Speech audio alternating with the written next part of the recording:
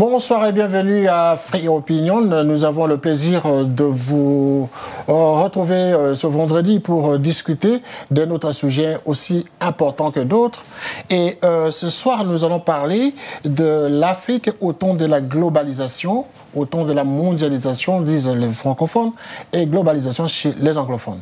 Ainsi, pour parler de ce sujet aussi important, nous avons sur ce plateau un panel d'Africains, comme nous avons l'habitude de le faire à cette émission, des Africains qui sont réunis autour de ce plateau pour discuter de la globalisation.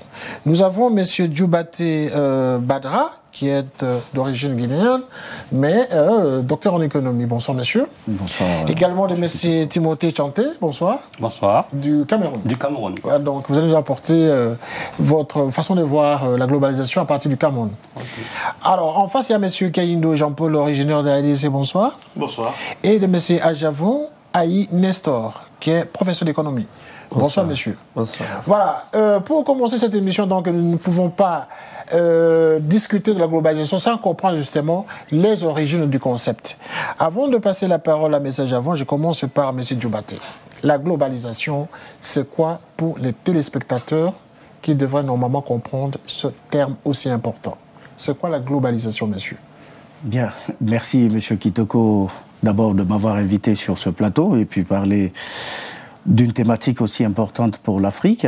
Alors, il faut savoir que la mondialisation est un phénomène très ancien, qui remonte, certains économistes d'ailleurs datent son origine du XVIIIe, voire encore avant, puisqu'on l'associe même à l'évolution économique. Mais la manière, c'est-à-dire que la mondialisation, de la manière dont nous l'approchons aujourd'hui, c'est une accélération à partir des années 80 d'un certain nombre de mouvements, tels que les mouvements économiques, les mouvements financiers, les mouvements sociaux, culturels, etc. Donc, dans la globalisation ou la mondialisation, il y a tous ces aspects. Mais pour ma part, en tout cas, en ce qui concerne la partie économique, il faut savoir que c'est à partir des années 80, justement, que tout ce qu'on a pu appeler en Occident la règle des 3D, c'est-à-dire la déréglementation, le décloisonnement des marchés, la désintermédiation financière, ce qui a permis aujourd'hui et avant d'ailleurs, pendant ces temps, d'interconnecter les économies. Alors certains ont parlé de village planétaire. Donc si on entend aujourd'hui la globalisation, ce n'est rien d'autre que la façon dont l'économie mondiale a évolué, la façon dont les économies se sont intégrées, avec des conséquences et des avantages réciproques. Puisqu'on va parler de l'Afrique, je crois que je vais développer un certain nombre de choses concernant justement la position de l'Afrique dans cette globalisation-là. Monsieur Chanté. Oui, donc toujours parlant de la globalisation, moi je vais beaucoup plus aujourd'hui m'appesantir sur est-ce que cette globalisation a-t-elle apporté quelque chose de positif ou de négatif à l'Afrique? Est-ce que l'Afrique est aujourd'hui dans les rangs? Est-ce qu'il est dans le bon wagon pour se défendre sur le marché international. Donc c'est surtout sur ce point que je vais beaucoup plus parler en faisant des rapprochements avec les exemples qui ont existé, les pays qui étaient comme il y a quelques années comparables à l'Afrique et qui, grâce ou à cause de la globalisation, ont réussi à prendre le dessus et aujourd'hui ont des taux de croissance acceptable. Voilà. Donc, la problématique, justement, c'est de savoir si, de ce concept de globalisation, l'Afrique se retrouve. Est-ce que l'Afrique gagne quelque chose là-dessus ou l'Afrique est en train de perdre? Monsieur Ajavon, professeur d'économie. On ne peut pas situer la place de l'Afrique sans se situer historiquement par rapport au thème de la globalisation, c'est-à-dire de la mondialisation. Il y a certaines théories économiques qui sous-tendent depuis la naissance de l'économie, à commencer par Adam Smith, Ricardo, jusqu'à aujourd'hui. Et donc, voilà, ce monsieur, Adam Smith, disait que si vous êtes spécialisé dans la production du drap, vous allez produire du drap. Vous êtes spécialisé dans la production du vin, vous allez produire du vin, vous allez vous échanger. C'est inutile de produire du vin, du drap, alors que l'autre le produit mieux que vous. Après, il y a Ricardo qui a dit non, mais que se passe-t-il si un pays produit aussi bien le drap qu'aussi bien que le vin? On leur dit non, il vaut mieux plutôt que celui qui produit le mieux le drap continue à produire le drap et que celui qui produit le moins bien le vin par rapport à l'autre, mais malgré ça, continue à produire du vin. Donc, les deux pays doivent s'échanger. Après, il y a eu cette évolution sur la théorie de Shea Samuelson qui ont amélioré cette théorie en disant oui, mais la technologie, si quelqu'un est spécialisé dans telle technologie, il vaut mieux qu'il produise des produits où il a la technologie la plus avancée et laisse le reste et exporte son produit en attendant que les autres exportent chez lui aussi, là où ils sont les plus spécialisés. Donc, à partir de cette évolution de cette théorie, l'Afrique commence à être marginalisée parce que l'Afrique ne retrouve pas sa place dans toute cette théorie qui sous-tend le libéralisme dont je viens de parler. Donc, il faut que l'Afrique se cherche. Et pourquoi l'Afrique se cherche? Nous allons, à travers le débat, expliquer, et à travers toutes ces théories, qui font que l'Afrique ne peut pas avoir sa place dans cette mondialisation. Monsieur Jean-Paul Kayindo, vous êtes originaire de la RDC. Alors, comment vous comprenez ce concept de la globalisation? Oui, merci d'abord. La globalisation, je la considère à l'heure actuelle comme étant un grand rendez-vous où on est à la chasse des avantages comparatifs. Et si je dois prendre ça sur le plan économique et pour adhérer un peu dans les champs de vision du professeur, avantage comparatif signifie comparer plusieurs ensembles. Mais j'ai l'impression qu'il s'agit d'une sorte de course où il y a des candidats qui sont déjà non partants. C'est-à-dire que vous allez organiser une série de courses où vous avez Carl Lewis qui a ses deux jambes et quelque part vous avez quelqu'un qui a juste une jambe, c'est-à-dire un handicapé.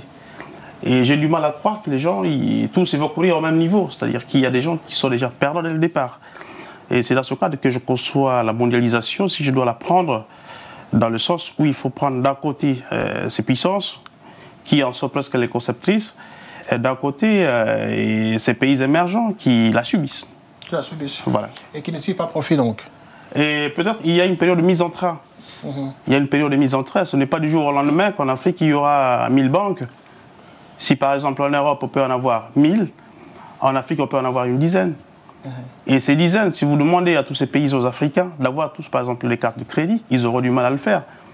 Donc du jour au lendemain où s'ils veulent s'acheter des biens dans des pays où la mondialisation se pratique telle que nous la connaissons actuellement, c'est-à-dire avec le modernisme, ils ont encore une période de mise en train très très importante.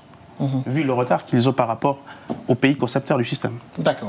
Alors, je rappelle à tous ceux qui nous regardent à cet instant que nous parlons justement de la globalisation pour savoir justement si l'Afrique est-il profit de cette thématique. Parce qu'aujourd'hui, on voit l'échange culturel, politique et économique. On ne sait pas où ça va, M. Batra. Est-ce que dans cette question de la globalisation, à quel niveau l'Afrique peut-elle estimer gagner quelque chose ou perdre? Oui, d'accord. Donc, c'est-à-dire que par rapport à la... Il doit y avoir quand même des axes auxquels l'Afrique tire profit. Tout à fait, tout à fait. Mais je vais essayer, je vais m'atteler à donner certaines explications. Alors, par rapport à la question de la mondialisation, il faut savoir que la question n'est pas est-ce que l'Afrique est dans la mondialisation ou pas. Elle est dans la mondialisation parce qu'elle n'a pas eu le choix. D'ailleurs, aucun continent n'a eu ce choix-là. Donc la vraie question, c'est comment aujourd'hui l'Afrique peut améliorer son insertion dans la mondialisation pour qu'elle puisse en tirer profit. Mais comme je l'avais par ailleurs dit, dans le cas de l'Afrique aujourd'hui, qui est la préoccupation majeure, et pour rappeler quand même un certain nombre de choses, il faut savoir que la part de l'Afrique aujourd'hui dans les flux commerciaux mondiaux, c'est à peu près 1,5%. Alors que dans les années 70, c'était 5% à peu près. Donc sa part dans les mouvements, dans les investissements directs étrangers n'est pas aussi, mais c'est à peu près 1, et quelques %. Quand je prends au niveau financier, c'est-à-dire la capitalisation boursière, la part de l'Afrique dans la capitalisation boursière, c'est 1,8% plus précisément. Ce qui a fait qu'on a en partie été couvert par la crise financière, même si la récession qui en a résulté frappe de plein fouet l'Afrique à travers un certain nombre de canaux. Donc, aujourd'hui, si vous voulez, comme dans beaucoup d'aspects, concernant le développement de l'Afrique, elle n'a pas choisi. Ça nous a été imposé. C'est-à-dire que la mondialisation, par rapport à l'Afrique, elle est entrée, cette Afrique, à pas de course, c'est-à-dire pas de charge, à marche forcée. Alors, comme je l'ai dit, à partir des années 80, on a parlé des programmes d'ajustement structurel, du consensus de Washington, et c'est ce qui est paradoxal d'ailleurs. C'est-à-dire que si je prends les indicateurs de l'ouverture, quand on veut mesurer aujourd'hui, c'est-à-dire le degré d'ouverture d'un pays ou de son insertion à l'économie mondiale, c'est d'abord un indicateur majeur qu'on va évaluer, qui va être la somme des importations et des exportations de ce pays-là ou de ce continent ramené à la production intérieure brute, c'est-à-dire au PIB. Et quand je prends cet indicateur, s'appelle le taux d'ouverture par les économistes. Et ce taux d'ouverture dans les pays africains, il avoisine les 75%. Pour vous dire que c'est des pays extrêmement ouverts à l'extérieur. Quand je prends les pays développés tels que la France, les États-Unis, c'est à peu près 25% moyenne, c'est-à-dire au maximum. Et alors, ce qui est paradoxal, c'est comment ces pays sont autant ouverts à l'extérieur et qui, en même temps... le principe. Justement, et c'est là où je voulais en venir, parce que tout a été téléguidé de l'extérieur à travers le consensus de Washington dont on a parlé, ce fameux programme d'ajustement structurel c'est-à-dire qui se résume à ce qu'on va appeler la libéralisation, la privatisation des entreprises massivement, le recul de l'État, des subventions dans tous les secteurs sociaux et qui ont eu pour conséquence dans les années 90 l'accroissement de la pauvreté en Afrique. Alors, si je dis aujourd'hui par rapport à ces indicateurs que l'Afrique, sa part s'est dégradée depuis les années 70, et c'est encore l'autre paradoxe, parce que l'Afrique était un continent qui était très bien parti au début, même si René Dumas avait dit l'Afrique était mal partie. Quand on comparait dans les années 70 les indicateurs de développement des pays africains par rapport à aujourd'hui, il y a eu une dégradation complète. Donc les termes de l'échange, après on va parler. Et y compris en comparant avec les pays de l'Asie. Il faut savoir que des pays comme le Nigeria ou d'autres avaient un revenu par tête dans les années 70 beaucoup plus élevé aux pays du sud-est asiatique, qui nous dépassent aujourd'hui et qui d'ailleurs aident les pays africains à se développer. Donc, après, j'y reviendrai pour laisser la parole. Il faudra analyser pourquoi l'Afrique, au lieu de consolider ses acquis dans la mondialisation, dans l'économie mondiale pour en tirer profit, pour ses près de 900 millions d'habitants, a au contraire dégradé ses acquis. Cette dégradation n'est pas due au fait de la politique dégradante également en Afrique? Alors, elle est due au fait qu'elle soit très mal insérée dans la mondialisation. Pourquoi elle est mal insérée dans la mondialisation? Parce qu'elle n'a jamais choisi ses vraies politiques. C'est-à-dire que les politiques qui ont été imposées de l'extérieur, c'était des politiques complètement déconnectées de la façon dont l'homo economicus africain, ce qu'on va appeler l'homo economicus africain, se comportait. C'est-à-dire qu'aujourd'hui, qu'on parle de la Banque mondiale, qu'on parle du FMI, toutes les organisations internationales qui sont des vraies actrices aussi de la mondialisation. Parce qu'il y a trois principaux acteurs de la mondialisation. C'est des États, les organisations internationales et puis les firmes multinationales qui font les mouvements d'IDE, les investissements directs étrangers, etc. Donc, quand on voit comment ces organisations ont géré justement les politiques de développement en Afrique, tout ce qui a été imposé et qui était complètement déconnecté de la réalité de l'homo economicus africain et des valeurs et des façons de penser des Africains, tout ça a eu pour résultat le fait que les réformes justement qui ont été imposées de l'extérieur n'ont pas donné des résultats satisfaisants et qui, au lieu d'aider l'Afrique justement à avancer, à mieux concevoir des politiques qui soient adaptées à sa structure économique, à ses valeurs, parce que l'économie est après tout la clé d'explication du social. Et l'économie est une science qui est encastrée dans le social. Et à partir du moment où on va déconnecter l'économie des valeurs et imposer des réformes qui ont pour contenu d'imposer un certain nombre de comportements économiques à des agents qui n'ont pas les valeurs pour soutenir ces comportements, ça donne le résultat que nous connaissons aujourd'hui. Et nous allons passer la main à votre voisin pour voir dans quelle mesure la mondialisation n'est pas... dans quelle mesure la mondialisation profite à l'Afrique ou l'affaiblit. Mais justement, comme monsieur vient de dire, justement, l'Afrique a été contrainte, c'est comme également monsieur a dit, il y a une course, il y en a qui partent avec tous les équipements qu'il faut, et d'autres qui viennent avec un pied, et l'Afrique a été forcée d'entrer dans la mondialisation alors qu'elle n'avait même pas de structure bancaire pour faire, par exemple, ne serait-ce que Aujourd'hui, quand moi je vais exporter, j'ai besoin du cacao, je vais voir les commerçants africains. Qui est-ce qui est encore capable là-bas de faire de l'aide et des crédits? C'est encore des Occidentaux qui sont là-bas avec des comptes en Europe qui peuvent faire ce commerce-là. Donc l'Africain, le pauvre Africain qui a fait son cacao, on est allé lui acheter ça à bord-champ à des prix vils, à des vils prix, et c'est encore ces Occidentaux qui ont tout de la technologie, ou alors c'est des jeunes Africains qui ont été en Occident, qui ont des comptes ici, qui peuvent faire des lettres de crédit. Avec ça, on ne va pas avec les mêmes armes. Alors, quand vous dites ça, à qui la faute? Mais la faute est partagée. Déjà, nos hommes politiques qui n'ont pas pris la mondialisation, comme on a dit tout à l'heure, ça date de longtemps. Et depuis les années 90, ça s'est accéléré. Et depuis les années 90, on ne voit rien arriver. Les hommes politiques ne font qu'attendre, comme s'ils croyaient que la manne va arriver du ciel. Ce sont eux qui doivent amorcer les chantiers de développement. Et ces chantiers ne sont pas amorcés et l'Afrique est en retard. Ici en France, lorsqu'on veut faire des changements, on dit toujours, on s'inspire des exemples qui viennent d'ailleurs. Ça marche bien en Suède, ça marche bien dans les pays nordiques. Aujourd'hui, on a l'Asie de l'Est, qui, dans les années 64, à la sortie de la Deuxième Guerre mondiale, le PNB de toute l'Asie était inférieur au PNB de l'Afrique. Mais en l'an 2000, avec l'avènement du Japon, des bébés dragons et des tigres, aujourd'hui, ils sont à 25% du PIB mondial. Et celui de l'Afrique, il est descendu à 1% ou 2%. Donc il faut que l'Afrique apprenne qu'il faut qu'il s'inspire des exemples, par exemple, de l'Asie. L'Asie qui a ouvert son économie à la mondialisation, a opté pour des politiques gouvernementales un peu plus prévisibles. Et aujourd'hui, elle s'en sort mieux avec des taux de croissance à 2 chiffres. Alors on va voir comment, parce que M. Diobaté vient de dire tout à l'heure, la question liée à l'insertion de l'Afrique sur ce concept de la globalisation.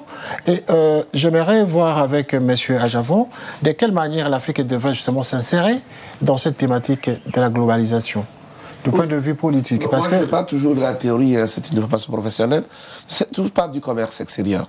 C'est la théorie sur le commerce extérieur. Il y a eu des accords tarifaires qui ont été signés, qu'on appelait le GATT. Ça a évolué vers l'Organisation mondiale du commerce, l'OMC.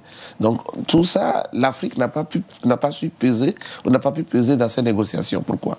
Parce que nous avons toujours des leaders politiques qui arrivent tant bien que mal à s'imposer, mais nous-mêmes, ça c'est des critiques que je fais à nous qui sommes de la diaspora, nous sommes en train d'affaiblir ces dirigeants en passant par les ambassades ou dans les organisations en disant que nos chefs d'État ne sont des incapables, ne sont pas intelligents, et en les humiliant. Donc c'est des gens qui arrivent déjà affaiblis. Mais oui, mais c'est ça qu'on remarque sur le terrain quand vous parlez des chefs d'État africains.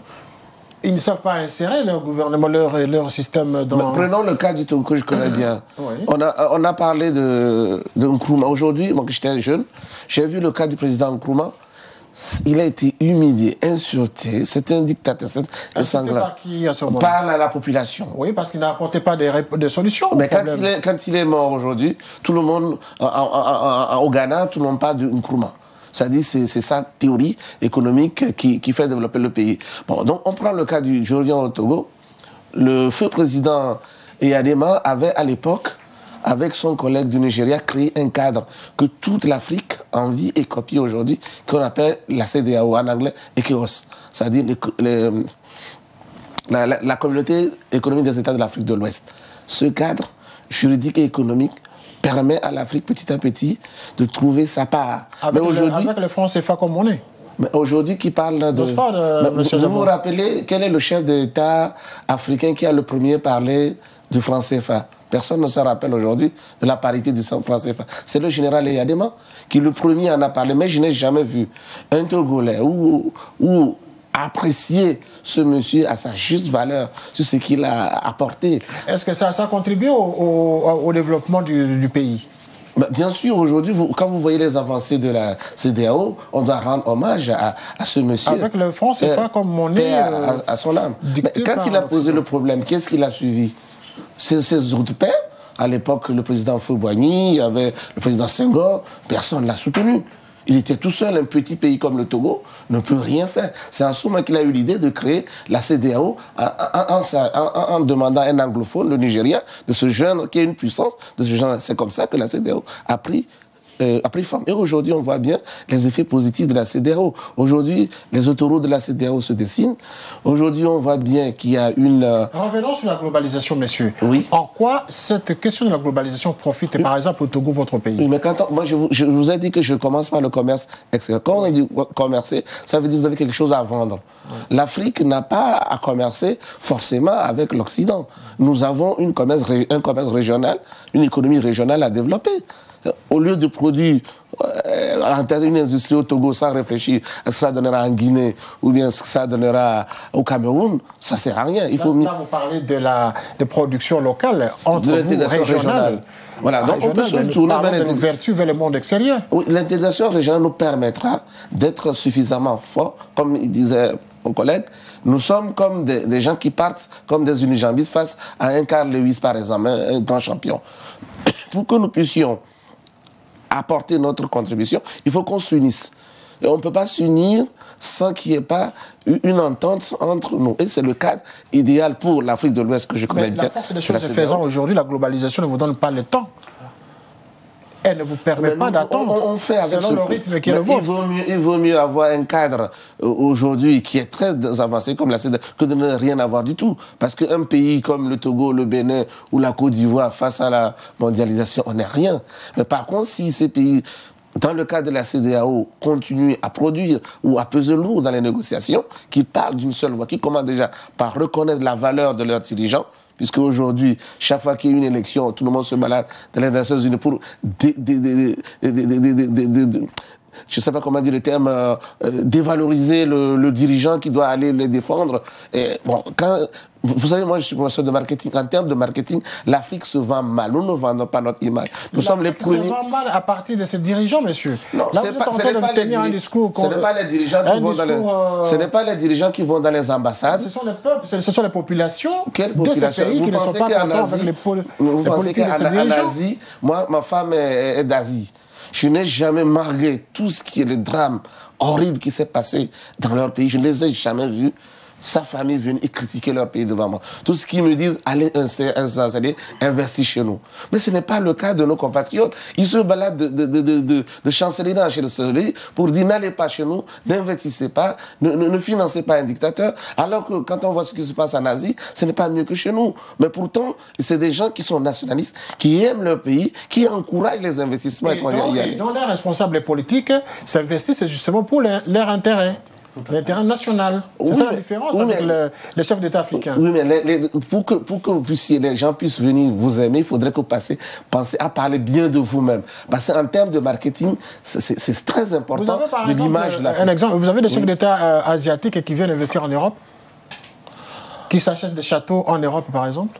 Est-ce que vous avez jamais vu un Asiatique se mettre dans la rue et critiquer, insulter ces chefs d'État-là? Moi, j'ai jamais vu. Vous pouvez me répondre au moins. Pardon? Avez-vous déjà vu des chefs d'État asiatiques venir investir en Europe? Qu'est-ce que vous en savez? Des châteaux. Qu'est-ce que vous en savez? Vous n'avez aucune preuve. Vous n'avez aucune preuve que... Le long de cette émission, nous aurons des preuves. Chef d'État, quand on demande au chef d'État africain, moi j'ai lu l'interview sur Mobutu, il dit, mais prouvez-moi que j'ai acheté ou j'ai tel compte dans telle banque, etc. Il n'y a aucune preuve. Voilà, c'est clair. Pour vous...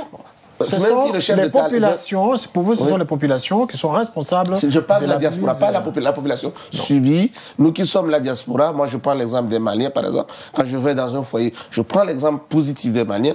Je vois leurs discussions entre eux. Ils sont jamais d'accord avec le chef d'État. Il y a des gens qui sont pour, mais jamais je n'ai vu des Maliens manifester publiquement pour aller humilier ou salir leur chef d'État. Ils sont tous d'accord pour apporter un plus. Ils cotisent entre eux, ils vont investir, ils ils créent des écoles, des dispensaires, ils financent des activités sociales, Là, des médicaments. Nous sortons du débat, en tout cas. Nous ne sortons pas du débat parce que vous avez dit, vous parlez de quelle est la place. Comment pouvez-vous avoir une place dans la globalisation si nous-mêmes, nous ne vendons pas notre image? Parce que pour pouvoir acheter chez des gens, pouvoir investir, il faut que vous ayez une bonne image. Si nous-mêmes, nous qui sommes de la diaspora, nous qui sommes les ambassadeurs, nous qui avons la chance d'être à côté de l'Europe, de défendre. Le débat est ouvert, mais je reviens à Jean-Paul Kayindo de réagir rapidement avant de prendre un élément que nous avons réservé pour vous. Voilà, il y a... moi, j'avais une nuance à donner là-dessus. Et je crois qu'une des façons d'aborder objectivement la question, c'est d'essayer de la rendre beaucoup plus objective que subjective. Il y a d'abord un problème de structure. Pendant longtemps, l'Afrique a évolué comme une réserve de matières premières. C'est-à-dire, à un moment, nous n'avons pas su créer la valeur ajoutée. Et en allant toujours avec la matière première comme notre seule force, mais en face, au niveau des termes de l'échange. Parce qu'en venant de la matière première, nous avons besoin de produits finis. Les produits finis fabriqués à partir de notre matière première coûteront forcément beaucoup plus cher que ce que nous avons vendu. Et tant que nous continuerons toujours à servir de réserve de matières premières, c'est-à-dire sans la moindre possibilité d'avoir des produits à forte valeur ajoutée, c'est-à-dire développer un savoir local, un savoir, il ne vaut rien tant qu'il n'y a pas de technologie qui s'implante. Et aujourd'hui, avec la chasse, par exemple, quand nous parlons de l'Asie qui évolue, ce n'est pas parce que les Asiatiques ont fait de la magie. Et à l'heure qu'il est, il est trop tôt de servir des prophètes de malheur par rapport à nos pays. Actuellement, si la Chine arrive à produire, la Chine n'a pas inventé des capitaux. C'est parce qu'il y a des grandes entreprises qui sont parties à la recherche des avantages comparatifs, mais ils sont allés s'implanter là où il y avait déjà une main-d'œuvre qualifiée. Ils ont commencé par l'Europe de l'Est. L'Européen de l'Est devient de plus en plus riche. Il se dit non, ça y est, moi je ne suis plus prêt à travailler dans les conditions que vous posez. Ils sont allés à Pékin. Maintenant, le Pékinois devient beaucoup plus riche. On est allé beaucoup plus dans les fins fonds de la Chine. On est allé à Shanghai. De Shanghai, on est allé encore dans les villages chinois. Mais peut-être que d'ici 10 ans, ils iront en Afrique. Et c'est le cas aujourd'hui avec les call centers. Vous avez des entreprises téléphoniques qui ont maintenant un centre d'appel au Sénégal. Signifie que, à partir du moment où l'avantage comparatif pousse les grandes sociétés, ils vont de plus en plus vers les pays où ils peuvent produire à faible coût. Et si aujourd'hui nous voulons nous retrouver dans un grand rendez-vous des échanges internationaux, nous devons aussi tenir compte du fait de la valeur ajoutée. Aujourd'hui, on ne va pas, à l'heure qu'il est, on ne peut pas installer une grande sidérurgie, par exemple, en Afrique centrale. Somme toute, si vous prenez depuis l'indépendance jusqu'à nos jours, on n'a pas formé 10 000 ingénieurs. Donc, c'est au niveau de la valeur ajoutée qu'il faut aussi jouer pour nous retrouver en termes d'échange. Ouais. Moi, j'aimerais que quelqu'un d'entre vous réagisse justement par rapport à ce que M. Javon a dit tout à l'heure, que c'est la faute justement des peuples, des pays respectifs, qui fait que, du fait qu'on ne respecte pas le dirigeant africain, voilà pourquoi cette image est ternée à l'extérieur. Moi, je... oui, on y va. Hein. Oui, tout à fait. Moi, là, vraiment, le débat est ouvert. Tout pour à fait. réagir à partir de cette déclaration. Je ne partage pas vraiment le point de vue du professeur. Ce que je voudrais simplement souligner ici, c'est que c'est pas tant. Je suis d'accord avec le professeur quand il dit que nous ne nous vendons pas bien, c'est-à-dire que les pays africains ne se vendent pas bien. Mais l'explication, je ne suis pas tout à fait d'accord. Alors aujourd'hui, il y a des preuves. Moi, je vous dis qu'il y a des preuves que nos dirigeants qui ont volé d'énormes sommes dans nos pays, et cette corruption systémique, justement, qui a fini par ruiner les économies africaines et hypothéquer l'avenir des générations et des jeunes Africains, elle est réelle. Parce que les comptes qui sont en Suisse sont réels. Et depuis la mort de Sani Abacha, par exemple, la Banque mondiale a pu récupérer près de 350 millions de dollars, ça c'est de la réalité, qui étaient bloqués sur des comptes dérobés, et justement sous le tel de la corruption. Et je ne serais pas encore d'accord, d'autant plus avec cet argument, que vous ne pouvez pas dire aux gens « venez investir chez nous, à l'étranger », alors que vous-même, vous pillez vos économies et vous allez planquer votre argent ailleurs et vous n'investissez jamais chez vous. Alors, l'une des différences entre l'Afrique et l'Asie, c'est quoi en termes de corruption? Simplement, c'est pas parce que le taux de corruption n'est pas élevé en Asie. D'ailleurs, il est plus élevé qu'en Afrique. Mais simplement, les Asiatiques, quand ils volent en partie, ils investissent dans leur pays. Ils investissent en tout cas dans la région et la sous-région. Ce qui fait que en tout cas, le taux d'infrastructure est beaucoup plus élevé par rapport aux Africains qui font tout sortir. Mais je vais revenir quand même sur le... Pourquoi aujourd'hui l'Afrique, ou qu'est-ce qu'elle doit faire pour améliorer son insertion? Alors, je reprends quand même ce que le professeur a dit, l'intégration. L'intégration est très importante. L'intégration, il faut savoir que aujourd'hui, avec la mondialisation, on ne parle plus de pays à pays, on parle de blocs. On va parler de l'Union européenne, on va parler de l'ALENA aux États-Unis, on va parler du Mercosur, etc. C'est-à-dire que, y compris, on a vu avec la crise financière, le pays le plus puissant, les États-Unis, qu'il est insignifiant face aux conséquences de la crise s'il ne partage pas, si ce n'est pas tous les pays qui s'y mettent. La France est insignifiante dans la mondialisation à elle seule si elle n'est pas intégrée dans un bloc. On a vu avec l'Islande dont l'économie s'est effondrée simplement parce que n'étant pas, pendant la crise, les moments de la crise financière, dans l'Eurogroupe et que sa monnaie s'est effondrée. Alors tout ça pour dire que l'une des vraies solutions pour que l'Afrique aujourd'hui augmente sa part, en tout cas dans la mondialisation, c'est réussir son intégration. Mais le problème, c'est que, encore une des erreurs de nos dirigeants qui, d'abord, somnolent, qui ne prennent jamais la mesure du problème. J'ai entendu pendant la crise financière, je le disais il n'y a pas longtemps, il y a eu une réunion à Tunis avant, les présidents africains disaient, quand on parlait des conséquences sévères de cette crise que l'humanité a connue depuis 80 ans, nos présidents disaient, le Cabri mort n'a pas peur de couteau parce qu'il est déjà mort. C'est quand même irresponsable que de dire, alors qu'il y a la vie de 900 millions d'individus qui se trouvent en jeu. Donc il faut améliorer justement l'intégration, d'autant plus que nous avons des pays en Afrique qui ont des économies de taille très petites qui sont insignifiantes. Donc ces pays ne peuvent pas justement se faire entendre sur le plan international s'ils ne sont pas dans un bloc réussi. Mais nous avons vu que le problème de l'Afrique, c'est qu'on met le schéma sur la tête au lieu de le mettre sur les pieds. C'est-à-dire que l'Europe, depuis 1957, a commencé son intégration. C'est-à-dire le traité de Rome date de 1957. Et l'euro est venu quand la monnaie unique, c'est en 2002 dans les portefeuilles des agents économiques européens. Et l'Afrique veut commencer par la monnaie, alors qu'il faut commencer d'abord par une zone économique importante, par des unions. Et je peux vous dire à ce niveau que deux indiquent. Le taux aujourd'hui d'échange intra-commerciaux africains ne dépasse pas les 10 à 15%. Alors que quand on prend les pays développés, c'est plus de 80% justement des transactions réalisées par les pays développés, ça reste entre les pays de la triade dans les blocs, c'est-à-dire Union européenne, États-Unis, Japon. Donc l'Afrique, tant qu'elle ne réussira pas ça c'est une première. Deuxième élément important qu'il faut, une économie de marché ne peut se bâtir que s'il y a deux piliers fondamentaux, c'est-à-dire premier pilier des règles de la concurrence claires, pour permettre au marché d'évoluer.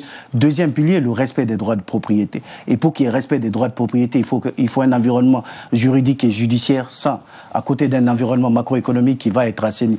Ce que l'Afrique n'a pas, et n'a pas encore réussi. Et à côté d'un environnement politique beaucoup plus démocratique. Et stabilité politique, ça c'est d'ailleurs, on ne le dit pas parce qu'on considère que c'est une donnée, et je suis d'accord avec vous.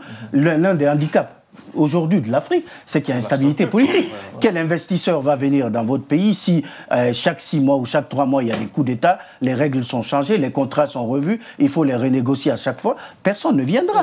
Et puis le fait que les Africains fuient leur pays pour aller ailleurs en disant aux autres venez chez nous, ça ne marchera pas. Ça, ce n'est pas du tout la faute au peuple, c'est la faute à nos dirigeants. Nos dirigeants doivent assumer leurs responsabilités. Nos dirigeants n'ont pas... On a les dirigeants qu'on mérite. Voilà. Monsieur on va revenir à vous, mais je vais donner d'abord la parole à M. Tchanté avant de prendre notre premier élément. En 30 secondes, quelle est votre réaction par rapport à ce que le professeur a dit tout à l'heure? Le professeur a dit que nous, les membres de la diaspora, c'est nous qui vendons mal l'Afrique. Je vais prendre mon cas personnel. Quand j'étais en licence de communication, je suis allé voir Jacques Legendre qui est à Cambrai. Et avec lui, je militais pour que dans les échanges, dans les aides internationales, que ce ne soit plus donné comme on faisait avant. On donne l'argent à l'État. L'État, cet argent ne traversait jamais l'océan. Tout le monde le sait, que ça restait dans les comptes en Suisse. Donc j'étais le premier à dire, Jacques Legendre, essayer de lutter. Et il m'a dit que c'est sa lutte à lui. C'est pour une bonne cause, vous le faisiez. Pour une bonne cause, parce qu'il lui a compris que l'Afrique doit, qu'on aide l'Afrique, l'argent doit aller aux opérateurs économiques sur le terrain pour faire des micro-chantiers. Et non à travers les chefs d'État qui prenaient cet argent pour faire construire les châteaux ici en Voilà, nous avons compris cet élément. En tout cas, M. Javon, vous avez la réponse. Mais avant toute chose, nous allons écouter les Africains qui nous ont parlé dans Paris. Les pays africains, il faut qu'ils soient tous d'accord ensemble déjà pour donner une force en Afrique. Comme ça, les autres pays, ils nous respectent. Mais entre nous, les Africains, on ne peut rien arranger entre nous. Donc ça n'arrange rien après, dans ce cas-là. Bon, en général, si, ça... comment dire ça... Si, ça nous permet, nous aussi, d'évoluer et de nous permettre d'avancer aussi. Là-bas, en copiant ici, en voyant, on peut voir aussi là-bas. Aujourd'hui, on parle, par exemple, chez moi, j'ai appris que dernièrement, on parle de chèques, on parle de cartes bancaires et tout ça. Économiquement, cela prouve un peu de l'évolution parce qu'on évolue, parce que la mondialisation oblige à ce qu'on ait des systèmes de crédit, qu'on ait des systèmes bancaires, qu'on ait tout ça, tant mieux. C'est un peu mitigé, on va dire que ça... c'est bien la mondialisation, la globalisation, comme vous dites, mais il y a certaines choses propres à l'Africain qu'on doit mettre en valeur. Et si on ne met pas ces choses-là en valeur, c'est pour ça que la mondialisation et la globalisation vont venir nous tuer. Donc, il faut que ça marche ensemble. C'est comme la démocratie à l'occidental. Oui, la démocratie, mais il faut que la démocratie soit l'africaine. Voilà. Les Chinois, tout ce que les Français, les autres, ils ne font pas, c'est nous. Les Chinois, ils font. Donc, avant, on ne connaît pas les Chinois, mais maintenant, les Chinois, ils commencent à venir et pour moi, c'est une bonne chose. Ça va changer quelque chose. Déjà, on évolue vite déjà. On a déjà des immeubles, on a des bâtiments, on fait des échanges avec la Chine. Voilà, on s'ouvre quoi. On s'ouvre au monde. Merci de nous retrouver après cet élément. Alors, M. Chanté, votre réaction, parce que là, nos amis nous ont dit, enfin, les Africains qu'on a eus dans les rues de Paris, disent tout simplement qu'il faut soit la démocratie africaine, soit, évidemment, la mondialisation profite quelque part à l'Africain, ça leur permet d'évoluer, une certaine évolution. Mais quelle est votre conception pour cette question? Est-ce que la mondialisation, du point de vue politique, peut-on vraiment espérer que l'Afrique puisse avancer? L'Afrique... ça peut profiter à l'Afrique. L'Afrique peut... Du point de vue politique. L'Afrique, il est indéniable que tout le monde sait que l'Afrique a beaucoup de potentiel. Nous avons des réserves dans tous les domaines qui pouvaient nous donner tous les finances possibles pour nous développer. Mais le principal problème qui nuit au développement de l'Afrique et dont l'handicap dans la lutte de la mondialisation, c'est la corruption. C'est la gangrène qui mine l'Afrique. Pour moi, c'est la corruption. Si on commençait déjà par résoudre ce problème de corruption, déjà, là, les choses commencent à... Parce que quand vous allez même en Afrique, je vais prendre mon propre cas encore, je vais en Afrique... Vous prenez votre propre cas, oui. Le cas de votre pays également. Oui, parce que je suis opérateur économique du Cameroun. Donc je vais au Cameroun avec de l'argent. J'ai dit, je viens pour investir, pour aider les petits projets à émerger. Et chaque fois que je vais voir quelqu'un, il me dit oui, ma part c'est combien? Ta part de quoi? Je viens avec de l'argent. Oui, son pourcentage dans l'investissement.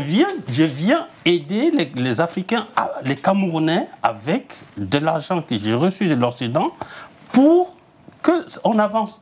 Mais toi, le peu que j'apporte, tu veux déjà prendre une partie pour toi. Et le projet que j'ai fait, il dit oui, s'il n'y a pas ma part, moi je ne fais pas passer. Et c'est comme ça que les choses n'avancent pas. Première chose, il faut lutter vraiment, enlever la gangrène qui est la corruption.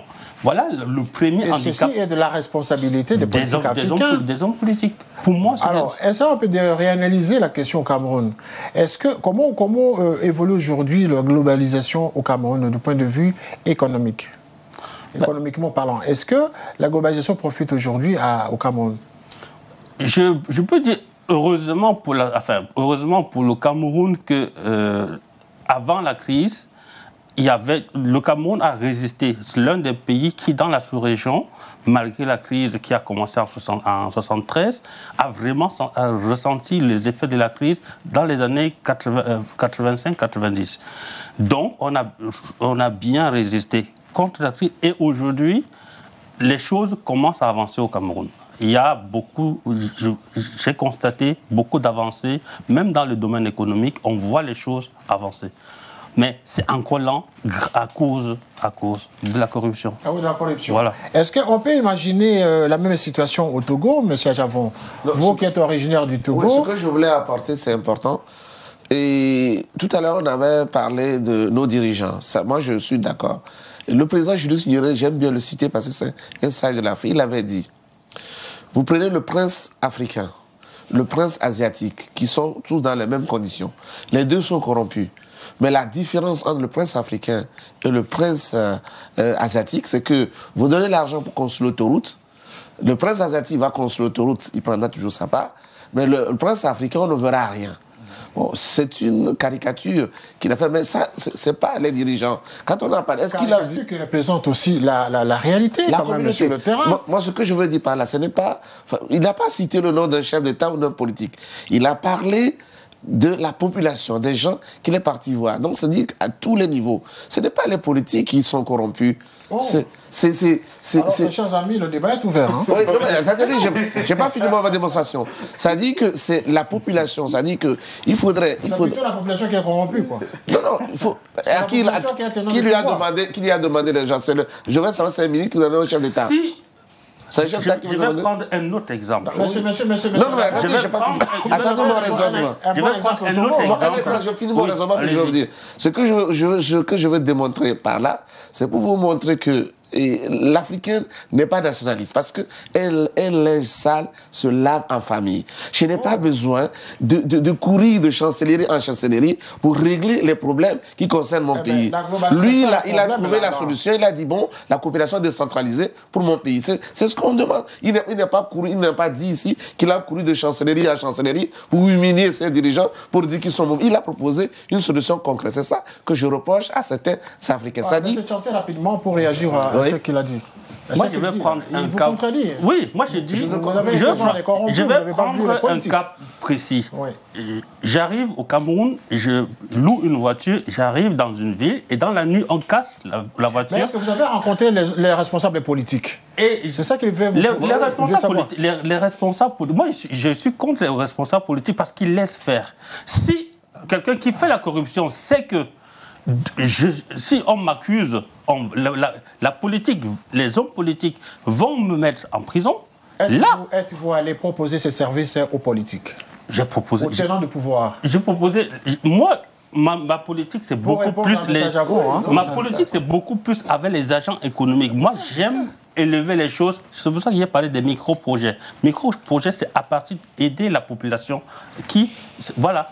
Je n'ai pas vu les hommes politiques au-dessus, mais à chaque étage... Donc, en quelque sorte, M. Ajavon a raison de dire que non, les hommes politiques africains ne sont pas corrompus. Non, il ne faut pas dire ça. Nous allons revenir... On a tout compris, les gens vous suivent, M. Ajavon. Peut-être qu'au Togo, vous avez des hommes politiques très corrects. C'est trop facile de dire ça parce que... beaucoup plus nationalistes que d'autres. Je donne l'exemple du président Kwame Nkrumah. Moi, quand j'étais tout petit, on nous a dit il est riche, il a conçu ceci, il a fait ça. Quand le président Nkrumah est mort, on a recensé, il n'avait même pas une case. Bon, je caricature, il n'a même pas une case dans son village natal. Vous êtes décalé dans votre propos. Hein? Non, mais je vous dis, pourtant, les Africains continuent toujours de dire, oui, nos dirigeants ont fait ceci. Mais qu'est-ce que nous-mêmes, la diaspora, comme il a dit, qu'est-ce que nous proposons concrètement? Voilà là où je vais en venir au débat. C'est trop facile de dire, les dirigeants sont corrompus, les dirigeants ont mis l'argent dans telle banque. Bon, ça, c'est une solution facile. Rapidement, parce que là... Monsieur le professeur, moi j'avais aussi un autre élément à ajouter. Oui. Quand on parle de corrompu, il y a aussi un corrupteur. La plupart des cas, nous jetons bien sûr les pierres sur nos dirigeants. Ce n'est pas mal quand il est établi vraiment qu'ils font quelque chose de pas bien. Mais il y a aussi un autre aspect très important. Moi je peux prendre un exemple, celui de mon pays. Dans le temps, il y avait des communautés estudiantines. Ils revendiquaient dans la rue, bon, ça y est, on a un tel problème, il faut trouver une solution, tel dirigeant. Et à un moment, il y avait toujours des délégations. Ça y est, on va déléguer un groupe de réflexion auprès de tel responsable politique. Et il y avait toujours un aspect quand même qui faisait un peu sourire, parce qu'à la sortie, il se disait, bon, ça y est, nous avons discuté, et après la discussion, on a bien mangé, et on nous a payé du transport. Alors, pendant les campagnes politiques, prenez un exemple banal. La personne qui est la plus applaudie, je crois, en Afrique, ce que je vois souvent, c'est la personne qui a distribué l'argent pendant sa campagne. Donc, il y a aussi un problème de mentalité. Il y a un problème de mentalité. Nous avons mis sur place, il y a donc, eu vous appuyez que la population est en partie responsable. Oui, la population crée un environnement des fois favorable à la corruption. Ce sont pas les tenants du pouvoir qui sont corrompus. J'ai vu pas mal de dirigeants. Non, en fait, c'est le problème d'état de droit. Il y a un problème d'état de droit. Voilà. Les dirigeants eux-mêmes, qu'est-ce qu'ils font? Ils vont dans des villages. Ils disent, ça y est, nous allons construire des routes. Avec quoi d'abord? Avec l'argent que nous aurons quelque part entre les mains de l'État.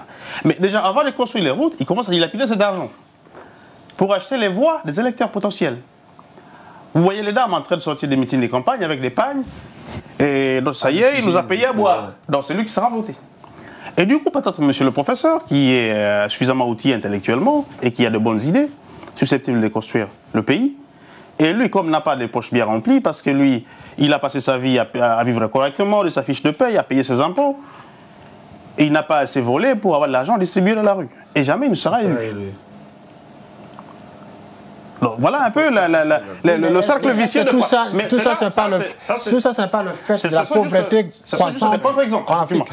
Vous avez des personnes pauvres. Mais est-ce que ce n'est pas le fait de la pauvreté croissante en Afrique? Oui, bien sûr, il y a une pauvreté, oui. Mais à un moment aussi, il y a une certaine... je crois que on veut chercher des réponses faciles à une pauvreté structurelle. Mais je crois que quand vous voulez vous enrichir un jour, vous comprenez qu'il faut s'aimer. Oui. Après, il faut s'atteler pour récolter un jour. Voilà, on va récolter un jour, nous espérons. Nous allons aborder justement la deuxième partie de cette émission sur l'aspect politique. Mais avant toute chose, je vais revenir à M. Badra qui veut ajouter un plus. Oui, c'est-à-dire que moi, si nous résumons le débat à la corruption ou au comportement des chefs d'État ou de nos élites, par rapport à la thématique ou à la problématique sur la mondialisation. Moi, ce que je veux dire, c'est que la corruption en Afrique est une réalité. C'est une corruption systémique, composée de grandes corruptions, c'est-à-dire au sommet, à la fois la corruption administrative et politique, et puis la petite corruption au niveau du peuple. Mais c'est d'abord nos dirigeants. La corruption est réelle. La France la brigade financière a fait une étude ici, vous le savez, qui a dénoncé rien que les maisons achetées par les chefs d'État africains qui sont là. Donc on ne peut pas, moi je trouve que c'est quand même décalé, qu'on veuille exonérer nos chefs d'État. Et ça n'est pas acceptable. Alors, deuxième chose, quand vous dites par rapport à la stabilité, par rapport à l'effet de la mondialisation sur la stabilité politique autre, il faut savoir que quand même l'un des avantages de la mondialisation, c'est qu'en accélérant les mouvements, en intégrant les économies de façon unitaire, permet en même temps d'éveiller les consciences. Aujourd'hui, avec les NTIC qui ont accompagné, dont le développement a accompagné la mondialisation, tout ce qui est le fait d'être ici et de discuter, que tous les pays africains qu'on nous suive directement. Et ça, c'est un avantage de la mondialisation. Aujourd'hui, qui permet aux étudiants dans n'importe quelle université africaine de comparer les universités, d'évaluer les professeurs, de savoir ce qui se passe ailleurs, et donc de sanctionner leurs dirigeants, de réclamer leurs droits. Et ça, c'est quand même un effet positif qui a permis de faire avancer un certain nombre de choses. Alors, cela dit, ce qui n'a pas marché, et ce qui ne marche pas, c'est le côté économique aujourd'hui, c'est l'insertion dans la dégradation des termes de l'échange, comme il avait souligné au départ. L'Afrique n'a pas pu justement se départir de sa position traditionnelle qui est celle qui consiste à la voir comme étant le continent qui va fournir simplement des matières premières à l'Occident et qui va importer en retour des produits finis. Depuis 1970, cette problématique existe. Au fait, Boigné même, paix à son âme, s'en offusquait à un moment. Une année, il a refusé de vendre son cacao parce que simplement le prix ne l'arrangeait pas. Alors on a même donné des exemples entre 14 tonnes de cacao un moment pour avoir une Jeep occidentale, et puis quelques mois après, il fallait donner 32 tonnes de cacao. Et quand on a demandé aux Occidentaux pourquoi, justement, il faut donner pour la même Jeep 32 tonnes au lieu de 14, ils ont dit c'est simple. C'est pas la même Jeep. Aujourd'hui, cette Jeep, elle a du confort, elle est climatisée, elle a des options.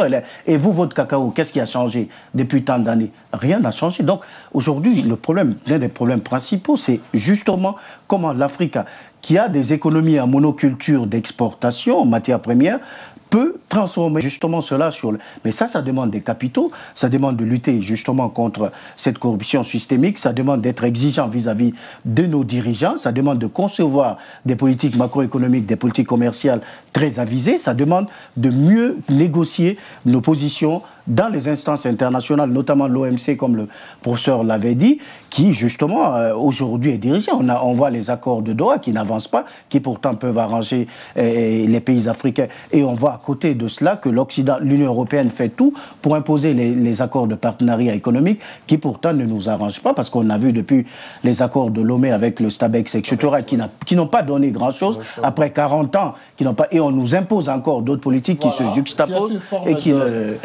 nous allons entrer à la deuxième partie de l'émission pour voir dans quelle mesure la globalisation serait une forme de récolonisation du néocolonialisme sur le continent. Messieurs Achanté, vous allez nous quitter pour cette deuxième partie de l'émission, mais avant toute chose, vous avez dit des choses ici très intéressantes par rapport au Cameroun. Quelle est la conclusion que vous pourriez tirer justement et un conseil à donner aux dirigeants africains et surtout camerounais par rapport à cette question? Moi, par rapport au Cameroun, j'ai été très content de l'opération qu'on a appelée Opération Épervier. Et franchement, je souhaiterais que cette opération soit intensifiée. Et là, on entre vraiment dans le vif du sujet. C'était une opération de lutte contre la corruption et de détournement d'argent. Est-ce que la corruption ne serait pas aussi un effet d'entraînement dû à la mondialisation? C'est un problème qui existait, même qui existe.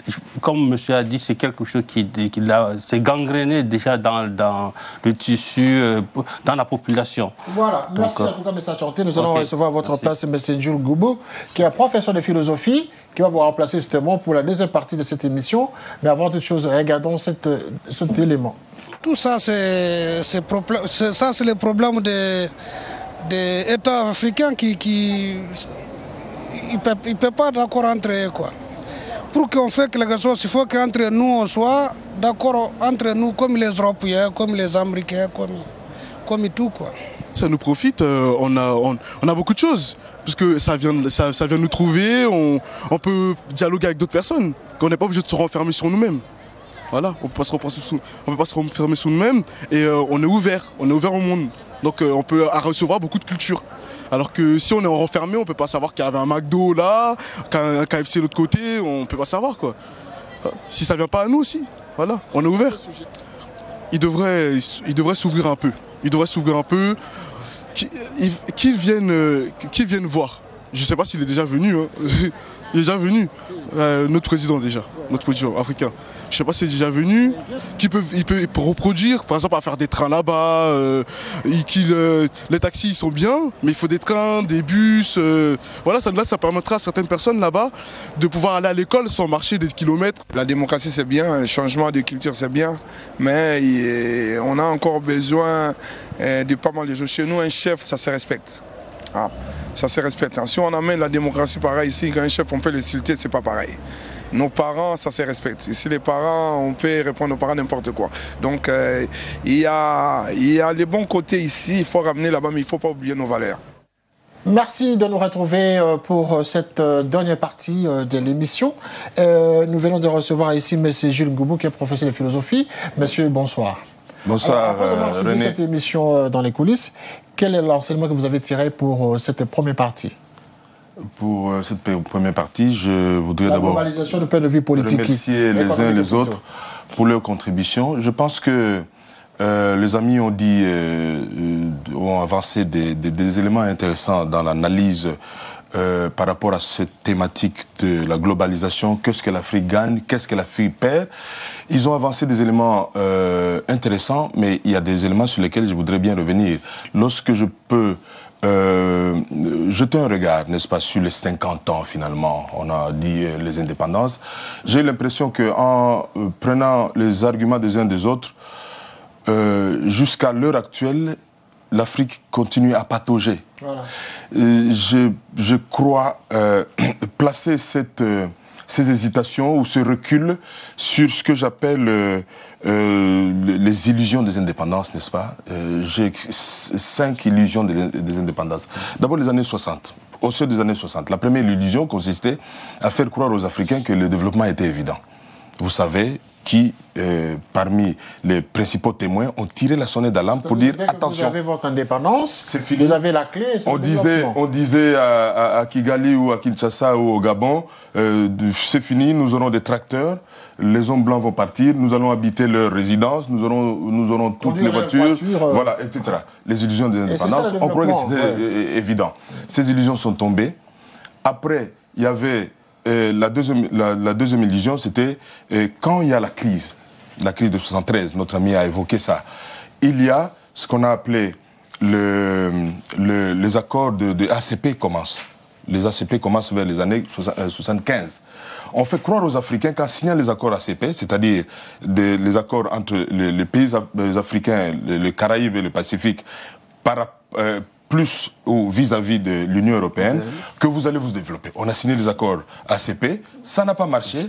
Troisième illusion, c'est l'illusion de Lagos, le plan d'action de Lagos. En 80, les chefs d'État africains réunis au sein de l'OUA se décident pour jeter un regard sur ce qui n'a pas marché, afin de baliser le chemin pour relancer les économies africaines. Le plan d'action de Lagos est resté lettre morte, au point qu'après 80, en 85, il y a eu le PPREA, c'est-à-dire le programme prioritaire de redressement économique de l'Afrique, qui a été ajouté, disons, auquel on a ajouté le programme des Nations Unies pour le redressement économique et le développement de l'Afrique.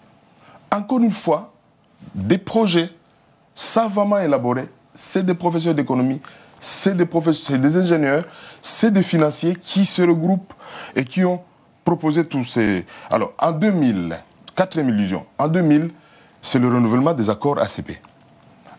De 2000, nous sommes en 2010, rien n'a été donné. Mais il faut dire qu'en renouvelant les accords ACP, il y a eu le plan, les OMD, les objectifs du millénaire. Les chefs d'État réunis au sein de l'ONU cette fois-ci vont s'entendre pour n'est-ce pas, résumer le prochain programme pour réduire la pauvreté dans le monde, le prochain programme en 8 points. Notamment, donc, réduire l'analphabétisme, combattre les maladies infantiles, n'est-ce pas, la scolarisation, le problème de la femme, le problème de VIH, etc. C'est 8 objectifs. Pour 2015, on devrait donc réduire de moitié la pauvreté dans le monde, et notamment en Afrique, jusqu'en 2015. Nous sommes en 2010. Lorsque vous lisez le rapport, il y a quelques pays ont commencé, jusque-là, jusqu'au dernier rapport 2009, quelques pays ont commencé, ont amorcé. Mais dans l'ensemble des pays africains, par rapport à l'accélération des circuits d'échange, nous avons évoqué ça tout à l'heure, par rapport à cette accélération, les choses traînent encore. Les choses traînent à cause de quoi, monsieur? Bien, les choses traînent à cause de quoi? De tout ça. Parce que ce ne sont pas les politiques qui sont là-bas, parce que ce sont eux qui sont les tenants du pouvoir. Les intellectuels se sont battus, les politiques se sont battus pour formuler des grands thèmes de développement. On a beaucoup parlé.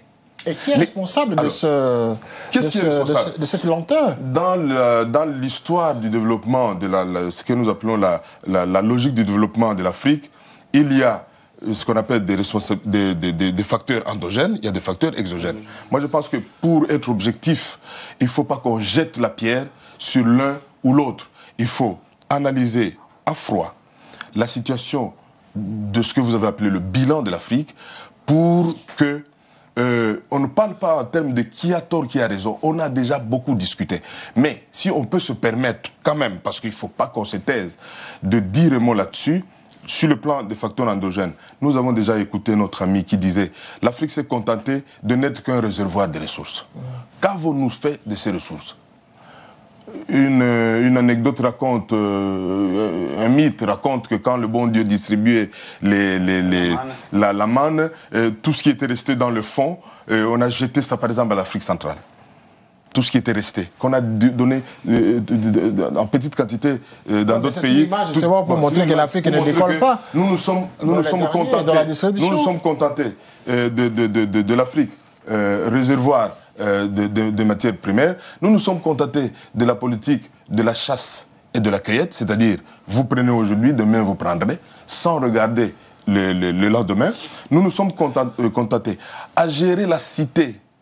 Maintenant, ça c'est la question qu'on doit se poser. Est-ce que nous avons la cité en Afrique? Je pense que l'avènement de la cité n'est pas encore arrivé parce que du point de vue politique, on n'a pas considéré que ces royaumes ou ces empires qui étaient devenus des États modernes devraient être considérés comme des cités. Et qui dit cité, le terme police, n'est-ce pas, vient du terme cité, ça veut dire proche du terme latin res publica, c'est-à-dire la chose publique, de sorte que nous n'avons pas encore considéré que nos États sont des cités parce que la gestion de l'État, les choses concernant l'État relèvent encore de secrets. Il ne faut pas en parler. Lorsque vous critiquez, vous êtes assassiné. Lorsque vous critiquez, j'ai suivi notre ami qui disait ce sont les Africains qui vendent mal l'image de l'Afrique. Les Africains ont le droit de critiquer. Aujourd'hui, l'Occident, les démocraties occidentales, nous les envions, c'est parce que on a considéré que l'État était une res publica. Voilà. C'était une chose publique. Vous avez vraiment tapé là-dessus. Message avant réaction. Oui, je crois que nous disons tous la même chose. Sauf que nous n'avons pas la même manière de voir le problème. Et pourtant, vous devez avoir la même manière. Nous sommes ici sur le plateau des Africains. Ce que je voulais apporter comme précision. Face à cette question de la globalisation qui vous étouffe. Il a tout résumé. Il a dit, écoutez, c'est bien beau de faire des critiques. C'est ce que je reproche. Ça dit que nous, les gens de la diaspora, c'est bien beau le temps qu'on perd, les heures, des journées pour se promener de chansonnier en chansonnier, on aurait pu se réunir et proposer des choses concrètes, des activités concrètes, économiquement viables. Professeur, voilà, c'est ça que je dis. Ça dit qu'on perd le temps. D'accord, pour revenir à votre propre polémique, est-ce que vous reconnaissez quand même les chefs d'État africains sont quelque part responsables? Mais les chefs d'État africains ne sont pas uniques. Il y a des chefs, nous avons plus de... au Togo, par exemple. Parlons de votre pays. Oui. Au Togo. Oui. Quel est le bon exemple que vous nous donnez? Vous avez vu le président Yadema, le général Yadema vient de mourir. Vous pouvez citer un seul endroit où... on parle du Togo actuel. Oui, je sais. Dans quel axe on peut penser que la mondialisation a son effet positif au Togo? Oui, parce que nous profitons... Sur l'axe politique. Oui, sur l'axe politique, nous avons la chance d'avoir des dirigeants qui ont su apporter une mutation au bon moment. C'est ce qui se passe actuellement. Des changements. Attirant l'exemple de quel système politique... Parce que là, nous parlons de la globalisation, sur l'axe politique. Oui, mais moi, je vous ai dit que la globalisation... vous l'entendez, globalisation ou mondialisation nord-sud. Moi, globalisation, c'est globalisation. On ne parle pas de nord-sud. Ça peut venir du sud vers le nord. Sud-sud. Ça peut venir du sud vers le nord, la globalisation. La coopération sud-sud, c'est très important, c'est-à-dire des ensembles régionaux qui nous permettent, aujourd'hui, je vois, quoi qu'on en dise, il y a une évolution au niveau de la CEDEAO. Nous avons des cas d'identité... Est-ce que la globalisation ne pourrait pas venir du sud vers le nord? Mais ça viendra du moment où... Ça viendra alors que le temps passe, on a 50 ans d'indépendance. Oui, mais les instruments que nous avons mis en place comme la CEDEAO peuvent nous permettre... La CEDEAO peut nous permettre qui est juste régionale. Ah oui, mais là, il faut commencer déjà par quelque chose. Sous-régional, hein. Avant, nous avons eu en Afrique, nous avons eu le Conseil de l'Entente. On a eu l'OCAM. L'OCAM, après, on a aujourd'hui la CEDEAO. Bon, laissons la CEDEAO évoluer, puisque aujourd'hui, moi, ce que je propose, c'est... Il faut donner encore 50 ans à l'Afrique. Non, je ne dis pas ça. Il faut mutualiser nos efforts. Un seul État ne peut rien faire. Tant que nous n'avons pas compris que nous devons mutualiser. Par exemple, on a commencé, l'Afrique avait demandé au feu général Yadema de mutualiser les efforts de l'armée. Ce qu'il a fait jusqu'à ça, les généraux togolais sont aujourd'hui spécialisés. Qu'est-ce qui nous coûte cher? C'est les investissements militaires aussi. Ça, il faut se dire la vérité. Si aujourd'hui l'Afrique mutualise ses investissements militaires, on pourrait quand même apporter un plus. Le général Yadema a travaillé là-dessus avant de mourir. Il y a les généraux togolais qui sont sur le dossier. Continuons dans cette voie.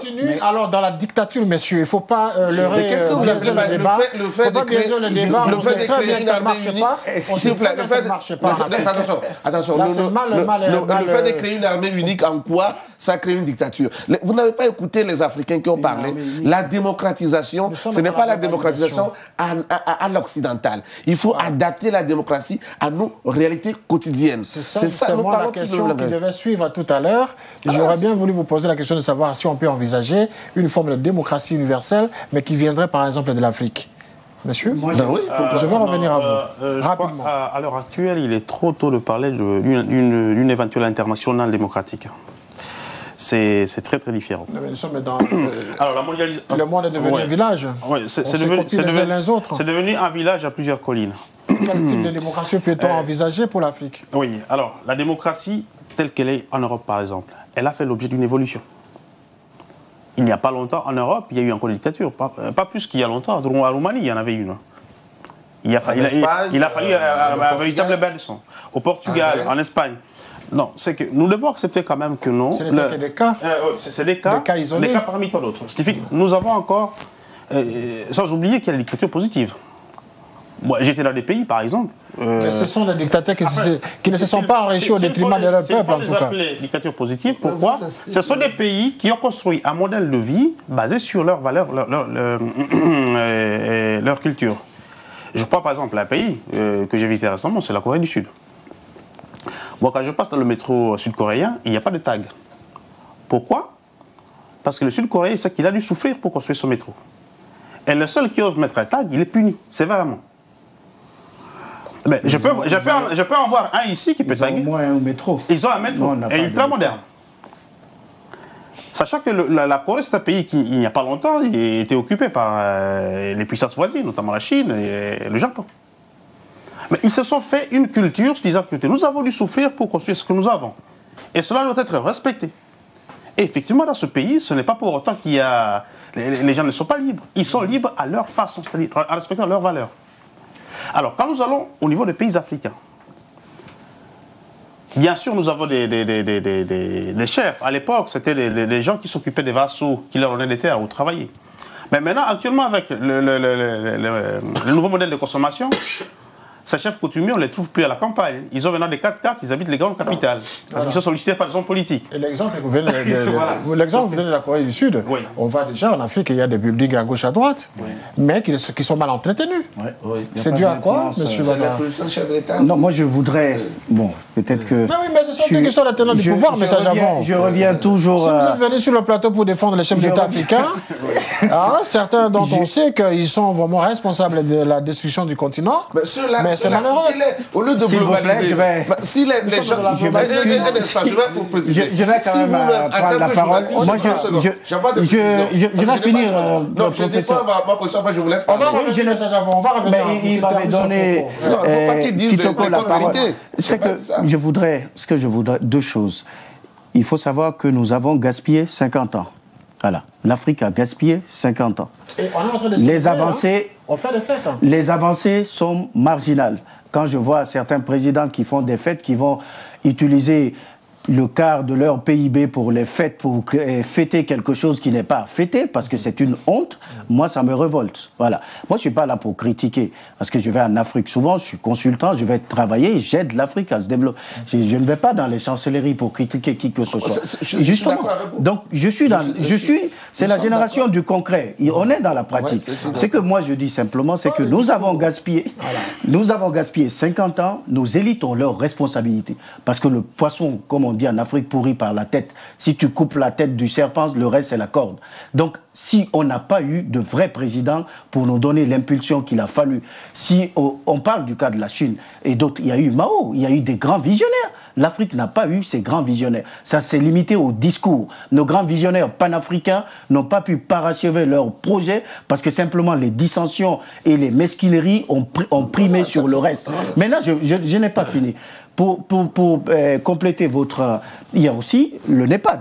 n'a pas été cité, qui est la fusion de deux grands plans, le Millennium Plan de Bouteflika et le plan Oméga de Ouad, et qui continue, justement, qui avait pour ambition, qui avait pour ambition de faire de l'Afrique un partenaire au lieu de faire un continent d'assister, parce que l'Afrique est aujourd'hui l'assister sur la scène internationale. L'Afrique est considérée dans les instances internationales comme étant le continent qui est assisté, qui ne demande que de l'aide et de l'assistance. Et ça fait combien d'années que ça dure?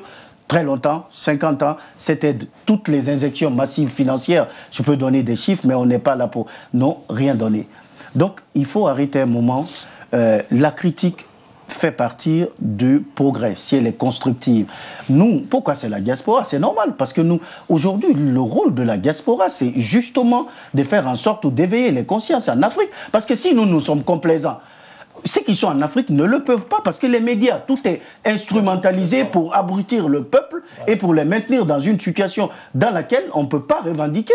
Des gens qui ont faim, qui ne mangent pas du tout, qui n'ont pas les 3 repas, qui sont tués par des maladies éradiquées sur la terre telles que le choléra et d'autres, qui n'ont pas d'eau et d'électricité. Comment voulez-vous que ces gens se révoltent contre les pouvoirs en place? Parce que simplement, au lieu d'aller manifester, votre femme va vous dire d'abord aller chercher le quotidien parce qu'on n'a pas mangé. Voilà. Et donc, il nous appartient, nous, ici, de dénoncer, puisque nous n'avons pas les mains liées. Alors, pour revenir, je vais revenir peut-être à ce que je voulais dire sur un peu la conclusion sur la partie économique. Il faut savoir qu'aujourd'hui, au niveau économique, l'Afrique a perdu dans la mondialisation. Elle n'a pas gagné. Malgré les avantages, certains que j'ai cités, l'éveil des consciences, le développement des NTIC, le rapprochement des pays, on n'a pas su profiter pour développer la coopération sud-sud, pour solidifier les institutions en Afrique, pour maintenir la stabilité à travers la démocratie, pour améliorer nos relations à l'interne. Il est plus difficile pour un Guinéen d'aller au Togo que de venir à Paris. Voilà. Et 50 ans après, comment vous expliquez cela? Qu'il soit plus difficile de se déplacer pour les Africains, comme on voit au sein de l'Union européenne, les gens peuvent se déplacer quand ils veulent, alors que nous, on ne peut pas. Donc pour revenir à ce que je voulais dire tout à l'heure, c'est que l'Afrique a perdu. Pourquoi? Dans la mondialisation, parce qu'elle n'a gagné que des miettes dans cette mondialisation, alors que les crises qui en résultent de cette mondialisation la frappent de plein fouet. Elle a beaucoup plus perdu si on fait aujourd'hui l'inventaire au niveau économique et financier qu'elle n'a gagné de la mondialisation compte tenu de sa mauvaise insertion. Donc il faut... Je connais votre pertinence dans ce débat-là, dans cette question, la problématique économique, mais il va falloir que je vous répartisse maintenant le chrono vraiment équilibré. 1 minute chacun, en tout cas à partir de cet instant, pour réagir. Monsieur. Alors, il voulait aller dans le concret. Et ça, c'est pour répondre aussi à M. Avodjon, je pense. À Javon. Je voudrais faire 3 observations très rapidement parce que qu'on ne fasse pas des considérations trop générales. La première observation, c'est que pour appuyer les propos de mon ami de droite, c'est pour aller tout droit vers ce qu'on appelle les indices de développement humain pour trouver des réponses. Qu'est-ce que... n'est-ce pas, quelle est la responsabilité des pays africains vis-à-vis de cette crise, n'est-ce pas, de ce retard, de ce recul. Vous savez que vous savez comment on calcule les indices de développement humain. Il y a 4 catégories. Les catégories de pays très développés qui ont l'indice de 0,9. Il y a les catégories développées qui ont l'indice de 0,8. De 0,8 à 0,9, il y a la 3e catégorie de 0,5 à 0,8. Les pays africains, dont le Togo, se trouvent à moins de 0,5. Donc le Togo est cité d'ailleurs parmi les pays le moins, n'est-ce pas? On ne peut même pas prendre ça à l'exemple. Il est comme les autres pays, le Congo, comme le Tchad, etc., etc. Donc ça c'est une preuve pour montrer qu'on n'accuse pas. On voit les chiffres. On voit les faits, comment les choses ont augmenté. Deuxième chose, c'est le problème de l'universalité de la démocratie. Je suis de ceux qui pensent que les valeurs démocratiques sont des valeurs universalisables. Les valeurs de paix, de justice, d'équité, d'égalité. Et je ne suis pas de ceux qui soutiennent qu'il y a une démocratie à l'occidentale et qu'il y aurait une démocratie à l'africaine. C'est des faux fouillants qu'utilisent généralement les dirigeants africains pour barrer la route aux organisations internationales généralement qui viennent leur faire la pression sur les droits de l'homme pour dire vous ne nous exigez pas d'appliquer la démocratie à l'occidentale. Pourquoi? Parce que l'exemple de... Allons à démocratie économique. Démocratie sur le plan économique. L'exemple des pays d'Asie que vous avez cité. Qu'est-ce qu'ils ont fait? Ils n'ont fait que la mimésis. C'est-à-dire quoi? comment peut-on imiter un comportement bon, un comportement juste, un comportement équitable, etc. Alors que ils ont envoyé. Oui. Non, c'est-à-dire que non, dans la nature humaine, il y a aussi, si vous allez chez Rousseau, il va vous dire que nous avons des dispositions de bonté. Il n'y a pas que l'agressivité que Freud développe. Il y a aussi des dispositions de bonté. L'imitation du bon. Bien, merci. Donc l'imitation du bon. Les pays asiatiques n'ont fait qu'imiter ce qui est bien sur le plan économique. Donc il y a des valeurs économiques universalisables qu'on retrouve en Asie, qu'on ne retrouve pas chez nous. Troisième observation, c'est par rapport donc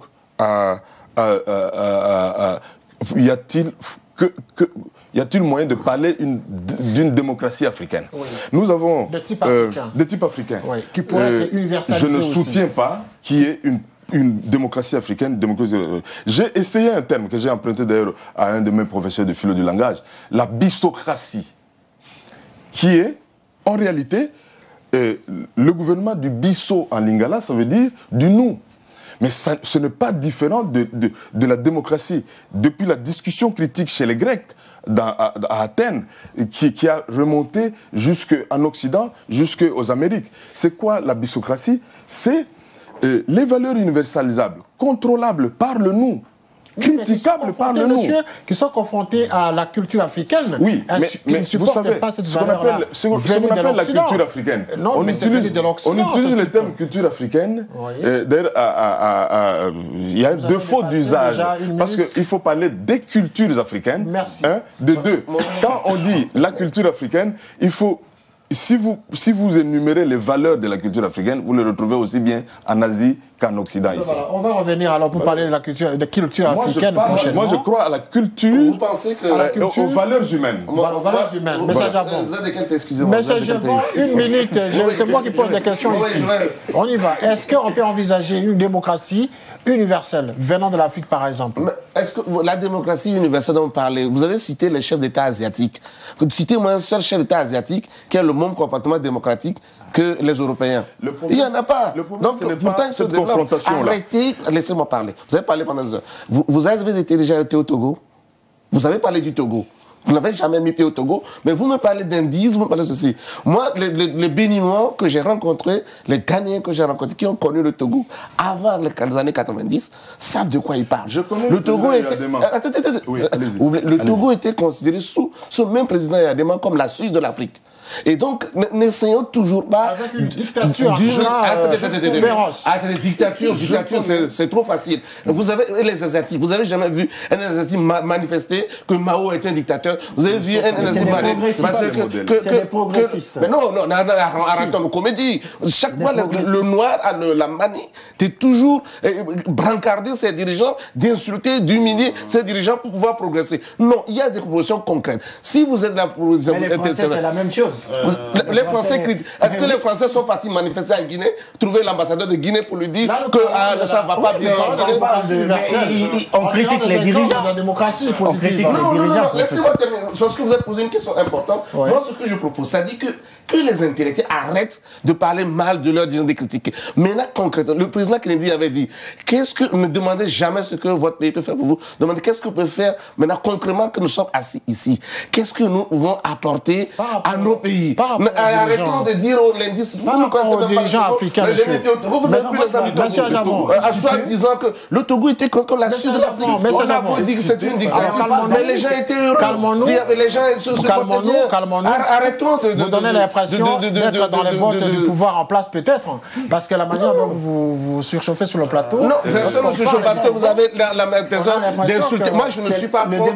Quand vous prenez le président Senghor, il a ses défauts et ses qualités. Pourtant, aujourd'hui, on considère que c'est un démocrate. Vous prenez le président Ouad, il a ses défauts et ses qualités.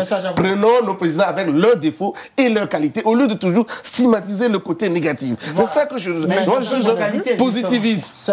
Moi, je sais que le président Adema a beaucoup apporté pour le Togo. Même vous n'êtes pas togolais. Moi, je vis de l'intérieur. Je sais ce qu'il nous a apporté. Je ne sais pas ce qu'il a apporté au Zaïre ou en Guinée, mais en tout cas, au Togo, n'oublions pas, il y a peu de temps, c'est lui seul qui prenait son bâton de pèlerin et traversait l'Afrique pour pouvoir instaurer la paix. Il a sacrifié sa vie. Et personne ne le dit aujourd'hui. On le traite comme un dictateur. Ça, c'est anormal. Il faut voir ce côté positif qu'il a fait à l'Afrique. C'est un africanisme, à mon avis. Il y a quelqu'un d'autre qui va intervenir. Alors, messieurs, nous parlons justement de l'universalité de la démocratie, parce que nous parlons de la globalisation. Peut-on parce que M. Javou est tenté d'embrouiller tout le plateau là, parce qu'il ne voulait pas qu'on parle du Togo.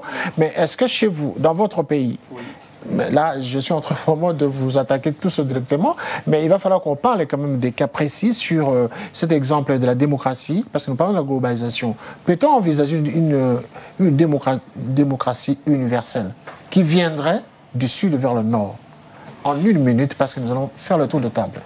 Là, quand il faut parler de démocratie universelle, là je vais rejoindre le philosophe qui nous dit que... Mais qui viendra du modèle, en tout cas, de l'Afrique par exemple. C'est-à-dire d'abord croire d'abord aux valeurs humaines. La valeur humaine, elle est valable partout. Si en France, on me dit que non, il faut être poli, c'est valable en Afrique, en Asie, partout. Si en France, on me dit qu'il faut respecter la loi, c'est valable en Afrique, partout.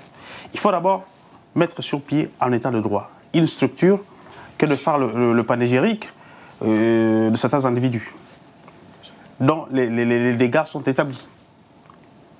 Moi, j'ai vu, et comme il n'est pas courtois de citer les noms de certains dirigeants, mais je les ai vus, je les ai entendus, le monde entier les a vus, ils ont pendu les gens publiquement, et ils se sont vantés devant les micros du monde entier, ils disent, écoutez, chez nous, il faut respecter le chef du village, donc j'ai le droit de pendre quelqu'un, parce qu'il a une opinion différente de la mienne. Nous avons entendu quelqu'un nous dire ici que chez nous, le chef, on le respecte, il doit être respecté. Ouais, c'est cette personne qui a pendu publiquement des gens, et il a dit aux médias du monde entier, il dit, écoutez, au nom du respect que vous devez devoir à un chef, donc ces gens, ils méritent d'être pendus.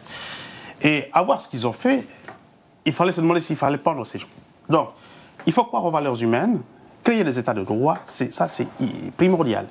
Et en Afrique, normalement, tel que je connais les chefs à l'époque, parce que les pouvoirs coutumiers, parce que quand on parle d'Afrique, on essaie de rentrer un peu dans les valeurs africaines, tel qu'a dit le philosophe.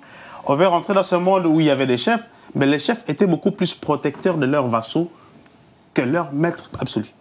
Le chef, avant de manger, il s'assurait d'abord que tous ces gens ont mangé, qu'ils ont eu la terre ou cultivée. Voilà. Et voilà une démocratie africaine qu'il faut mettre en valeur. Merci, monsieur. Merci. Ouais. En tout cas, c'est une forme de démocratie peut-être que vous allez envisager, que vous envisagez ce soir. Mais nous allons essayer un peu de conclure l'émission parce que nous, c'est 10 minutes. Essayons de respecter notre temps. En 10 minutes, chacun peut, en tout cas, exprimer son opinion pour conclure l'émission. Alors, messieurs, j'aimerais que vous nous disiez ici quelles sont les propositions, en tout cas, que les intellectuels que vous êtes pourraient apporter pour que cette globalisation profite à l'Afrique. Alors aujourd'hui, il n'y a pas... à peu près, nous avons à ce niveau aussi un certain nombre de paramètres qui... comme l'exemple de l'Asie, comme le monsieur disait, le benchmarking. Donc, pour que l'Afrique améliore son insertion dans l'économie mondiale, il faut d'abord, comme on a dit, la stabilité politique est indispensable. Il faut de la stabilité politique. Il faut un minimum de démocratie, même si notre approche de la démocratie est complètement faussée. Aujourd'hui, en Afrique, quand on parle de démocratie, on pense qu'elle se résume au multipartisme et au fait d'aller aux élections. Alors que c'est complètement faux, parce que ces élections sont manipulées, elles sont truquées, et comme Abraham Lincoln le disait, si la démocratie, c'est le pouvoir du peuple par le peuple et pour le peuple, en Afrique, ça n'est pas du tout le cas. Ouais. Et donc, les responsabilités sont partagées à ce niveau-là. Donc, il faut que l'Afrique solidifie ses institutions, c'est ce que...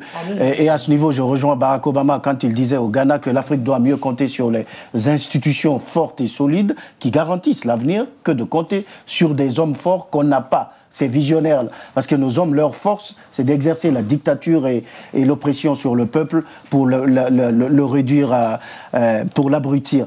Donc, il faut cela. Il faut améliorer nos politiques, la visibilité dans nos politiques. Il faut faire en sorte que l'environnement juridique et judiciaire en Afrique soit assaini pour pouvoir attirer les investissements directs étrangers. Il faut, contrairement... à certains aspects que j'ai entendus, que la diaspora, comme on parle du transfert financier des migrants aujourd'hui, que ces transferts financiers des migrants soient mieux utilisés sur le terrain et justement aillent là où l'Afrique en a besoin pour son développement. Mais aussi, tout dépend de la tête, parce qu'à partir du moment où dans certains pays, rien ne peut être fait parce qu'il y a un gouvernement en place qui ne permet pas le progrès, donc quand on dit, bien sûr qu'en Asie, il y a la dictature, mais la dictature, c'est quoi en Asie? C'est qu'un président va vous dire, il faut travailler par exemple 70 10 heures au lieu de travailler 35 heures. Il faut que l'autoroute passe comme ça au lieu de... Et tout le monde est obligé de travailler. Donc, pour résumer, en 30 secondes. À 30 secondes, il faut justement que l'Afrique quitte son statut de fournisseur de matières premières pour des produits finis. Il faut qu'elle ne compte pas sur l'aide. Il faut que les Africains comptent sur eux-mêmes. Si on compte sur l'Occident pour nous développer, on ne se développera jamais. Puisque ce n'est pas dans l'intérêt de l'Occident qu'on se développe. Puisque le jour où on va se développer, on n'aura pas besoin d'être des acheteurs finaux, naturels, comme nous le sommes aujourd'hui. Donc il faut changer nos approches. 3 choses. La première, c'est que l'Afrique doit sortir d'une société close pour une société ouverte. Ça veut dire quoi? J'ai publié en 2003 un article... Ce sont les propositions que vous donnez. Allons-y rapidement. Oui, sortir d'une société, de partie de la société close pour une société ouverte. J'ai publié en 2003 un article que j'ai intitulé « Rationalité et conflictualité ». Dans cet article, j'évoquais le thème de l'Afrique inutile. Les Eyadema, les Mobutu, et ils sont nombreux au Congo-Brazzaville, au Gabon, ils ont contribué à rendre cette Afrique inutile. Et il y en a encore qui contribuent à cette destruction. Quand nous avons vécu l'époque de Mobutu, nous savions que le Eyadema était avec Mobutu les leaders de cette inutilité de l'Afrique qui faisait danser le peuple, qui faisait danser les jeunes filles à leur gloire, etc., qui ont sacrifié. Voilà, etc. Ils sont nombreux, donc ce n'est pas à démontrer aujourd'hui. La deuxième chose, c'est que la démocratie viendrait-elle de l'Afrique? J'ai déjà dit que ce qu'on appelle les valeurs humaines, elles sont universalisables. C'est que j'ai publié un autre article sur Palabre africaine et espace ionien. 2 écoles d'apprentissage de l'argumentation critique. Dans cet article, j'ai démontré que la palabre africaine avait autant de vertus qu'il y en avait dans l'espace ionien en Grèce antique. Donc il est possible que l'Afrique, avec l'émergence des nouvelles générations, puisse participer avec les valeurs que sont, n'est-ce pas, les valeurs démocratiques qui existaient dans nos pays. Troisième chose, c'est rendre les États africains, que chaque État africain devienne une cité. Montesquieu avait dit, il faut savoir distinguer le pouvoir. Tout à l'heure, j'ai entendu quelqu'un dire, il faut que les hommes politiques mettent ce corrupteur-là ou le corrompu en prison. Ça ne doit pas être les hommes politiques qui doivent mettre les gens en prison. Il y a une justice qui doit être indépendante de l'exécutif. Il y a un exécutif qui doit être indépendant. Vous demandez, la séparation des pouvoirs. Voilà, séparation des pouvoirs. En conclusion, que l'Afrique devienne un espace où il y a des cités, où les choses de la cité se discutent publiquement, où les mandataires, n'est-ce pas, soient effectivement mandatés, où la justice soit effective pour que l'Afrique devienne utile. Merci. Message à fond. Nous sommes tous d'accord sur la bonne gouvernance. Message à fond, vous avez 1 minute. Oui. On va terminer l'émission. Oui, mais vous avez l'air de provocateur. Chaque fois, vous lancez des choses, mais vous ne donnez pas de réponse. Vous avez parlé 45 secondes. Vous avez parlé d'élections au Togo, alors que ce n'est même pas le thème. Vous avez été au Togo pour voir les élections. L'élection togolaise était une élection libre, transparente, avec beaucoup... C'est la première fois que j'ai vu des cas d'électeurs biométriques. Dans tous les pays africains, on n'en a pas. Nous sommes à la fin de l'émission. Je peux vous dire qu'il faut arrêter. Oui. Ma position concrète, c'est qu'il faut mutualiser. Il faut mutualiser les efforts dans le cadre déjà sous-régional et effectivement l'étendre au niveau continental. Et ensuite... proposer à la diaspora, qui est la 5e région, comme on l'appelle, ou la 10e, ça dépend de la région, qui est une région à part de l'Afrique, que cette diaspora s'implique économiquement aussi dans la construction du pays. Il faut qu'ils arrivent à proposer un cadre qui leur permette d'évoluer et non de toujours être dans les critiques politiques, plutôt dans la critique constructive. Les critiques sont bonnes lorsqu'elles sont constructives. J'admire la rhétorique de mon collègue philosophique, mais on ne mange pas la philosophie. On vous parle de concret. Qu'est-ce que le collègue tout à l'heure dit? La séparation du pouvoir, c'est pas de la philosophie, c'est pas de la spéculation. C'est sûr que le juge camerounais ou le juge congolais ou le juge togolais, vous êtes sûr que lui il est moins corrompu que le politique? On passe au dernier invité, messieurs. Les propositions. Oui, en termes de propositions, moi je crois que nous devons nous battre pour l'avènement des structures. Oui. Les structures administratives, politiques. Il faut qu'aujourd'hui, en allant investir au Congo, je sais que non. Si mon véhicule s'est renversé, il y a une assurance qui me couvre. Il faut que si mes ouvriers tombent malades, il y a des hôpitaux pour les soigner. Si j'ai une commande, il y a des usines pour répondre à cette commande. Si les gens ont faim, il faut que j'aille facilement acheter du riz. Au nom de l'intégration sous-régionale, plus facilement par exemple au Zimbabwe ou en Angola que de le chercher en Chine. Il prendra plusieurs temps, des fois il viendra avalier. Et sans l'intégration sous-régionale, nous aurons du mal à faire face à certains problèmes. Donc il faut nous battre pour l'avènement des structures. Si en Europe, ils se disent aujourd'hui, nous avons un problème, il est conjoncturel, il n'est pas structurel. Ils ont déjà des routes, au cas où ils veulent décoller, ça ne demande pas de problème. Mais nous, tout est urgent à la fois parce qu'on n'a pas de structure. Voilà. On n'a pas de structure, il nous reste 2 minutes. Maintenant, je vais vous donner 20 secondes chacun pour remercier l'Afrique pour son insertion dans le continent, dans la globalisation. 20 secondes, respectez ça. D'abord, je voudrais souhaiter joyeux anniversaire aux pays qui fêtent leurs 50 ans. 50 ans, c'est beaucoup, c'est une année d'expérience. Je pense qu'il faut aujourd'hui une nouvelle phase, un nouveau départ pour l'Afrique. Et je pense que ces 50 ans vont servir de leçon à travers l'inventaire qu'on va faire, justement des mots qui nous assaillent et pourquoi nous avançons dans le mur, qu'est-ce qui n'a pas marché pour se projeter dans l'avenir. Donc, je pense qu'aussi, on n'a pas abordé la question de la formation, le capital humain, la santé, etc. Des choses indispensables à l'épanouissement de l'économie et au renforcement des structures et des institutions. Monsieur, en Afrique. 20 secondes. Afrique cesse de pleurer. No Africa, no cry. Je voudrais donc lancer un appel à toute la jeunesse africaine pour une riposte paysanne, pour une riposte de nos cités. Je crois à la jeunesse africaine. Je pense que de plus en plus, les gens sont allés à l'école, ils ont l'information. Et je crois qu'un jour, l'Afrique cessera de pleurer. Et nous devons arrêter de nous plaindre. Il faut mettre la main. Aujourd'hui, c'est grâce à cette diaspora, en ce qui concerne les pays africains de l'Afrique centrale que je connais, c'est grâce à la diaspora qu'il y a du transport dans nos cités. C'est grâce à la diaspora qui peuvent manger le 25 décembre. C'est grâce à la diaspora. Donc la diaspora n'est pas là pour faire de la diffamation. La diaspora est en train de travailler en ce qui concerne surtout les pays africains de l'Afrique centrale. Donc Africa, no cry. No cry.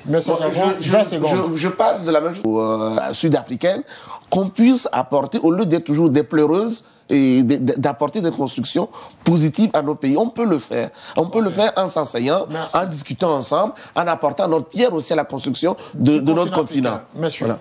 Et moi, une chose que j'aurais souligné, c'est qu'ils puissent saisir cette occasion, ce grand rendez-vous de la mondialisation, dans son point positif, l'accès à l'information.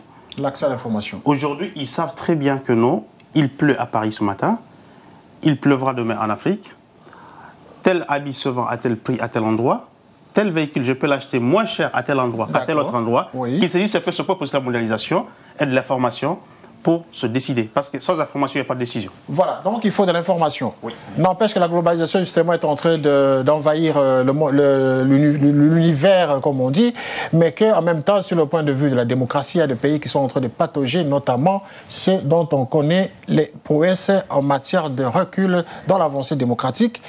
Que dire alors des pays tels que le Togo, qui ont échoué lamentablement au niveau des élections récentes. Merci d'avoir suivi cette émission et à très bientôt. C'est l'élection la mieux organisée en Afrique, jusqu'à preuve du contraire. À très bientôt. Apportez-moi la preuve que les élections sont mal organisées.